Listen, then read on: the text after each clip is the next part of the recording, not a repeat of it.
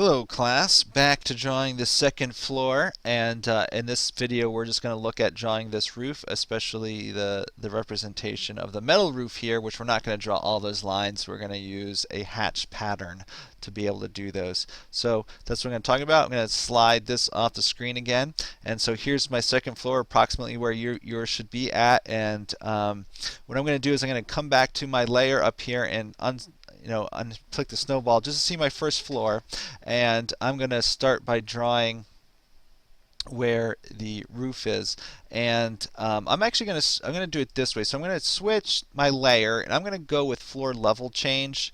It's just because you sort of are looking down lower. It's a horizontal element that's down lower than the walls, and so that's going to be the correct line weight there. I'm just going to draw a line. I'm going to trace the edge of my porch from below. Now this is not going to be the right spot. This is just a guide for me to begin drawing the right spot of the porch, because really, as you're probably aware of, the roof hangs out past the edges of things. And actually this is going to go, because I need roof over this element. Remember, this is just first floor. The second floor is back here, so I also need roof over here. So I'm going to have to come all the way up to this edge of the wall and then back to that. Oops, I sort of messed up. Let me just undo that really quick because it's not quite even there, which is perfectly fine.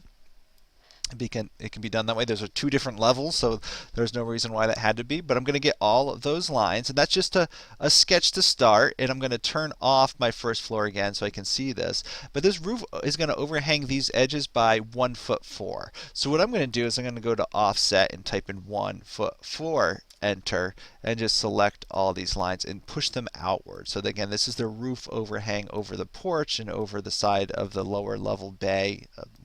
And whatnot. And so then I can go and erase these inner lines. I no longer need these inner lines. That was just a guide. And then fillet the edges together. So I'll hit fillet and click. Hit enter to start fillet again. Click, click, and hit enter to start fillet again. Now, one of the things you'll notice as a subtlety, the next line I'm going to draw is I'm actually going to draw this angled line right here, which is where the two roof planes at an angle meet and they form that little bit of ridge. So I'm just going to use line from corner to corner to fill that in. So I'll go hit my line tool right on the same layer, line, and go from corner to corner there and hit enter. And I'm going to hit enter again just to start line. You can start line any way you want and snap to that point, and I've got those two angles. Now, again, for the rest of this roof, I'm just going to use a hatch pattern. Now usually we have a new layer for that, so I'm going to go up to my layers and go to a pattern, a pat is short for pattern, and I'm going to go and start my hatch. So I'm going to hit my hatch button, which is right here. Click on that, and it's going to change your ribbon. Sort of like when you're doing text, it changes it for new control. And so there's a few things we need to set up to do this correctly. The first is to select the hatch or the pattern that you want. If you click that arrow, you can see there's a bunch of patterns all the way down. But I'm going to scroll all the way down to this bottom one and go to user. And what I'm also going to do is you could do these steps in slightly different orders, but for demonstration purposes, what I'm going to do is I'm going to actually apply the hatch first. So I'm going to go here and I'm going to click pick points, and what I'm going to do is I'm going to select in this. Now I like to do my hatch patterns in separate regions separately, because when you go and edit, it makes it easier. Although some of these hatches are the same, you could do some of them simultaneously, but I'm going to just do this one side. I'm going to do it. I'm going to hit enter. Once I click inside, you can see it's dark gray. Well, that doesn't look like the pattern of straight lines. If I pull this over, here we go. It's supposed to look like straight lines, right? This looks like solid gray. What's going on here? Well, I knew that would happen. Well, really, I'm so far zoomed out, and the hatch is so small. The pattern is so small. If I zoom in, you can see all these little lines.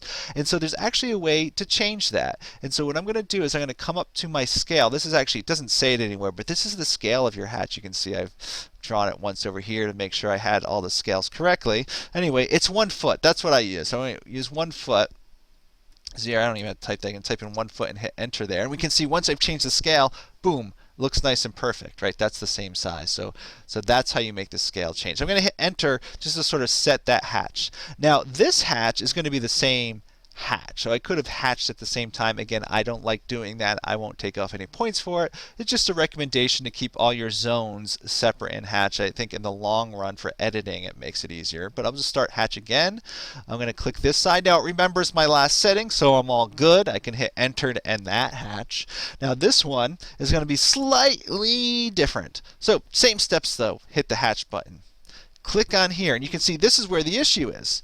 This time the hatch pattern is running horizontally, but if we look, it's supposed to be running vertically. Again, that's a pretty simple change. It's up here in this ribbon. Right above the scale we have the word angle. I just need to change it from 0 degrees to 90 degrees, which of course rotates it completely opposite. When I hit enter to 90 degrees, we see that then that hatch pattern is going in the correct dimension. And I can hit enter to end that hatch, and boom, that's simple. I get all those lines right across my drawing by doing that. And so that is the roof. So fundamentally, most of the drawing, at least all our drawing in model space, is now completed for the second floor plan. Good job getting this far. I do want to show you, I want to review some of the stuff for the title block and show you one new trick in setting up the title block and that I want to see in the assignment. So I'll follow that up in the next video, but you're almost there. You're almost done.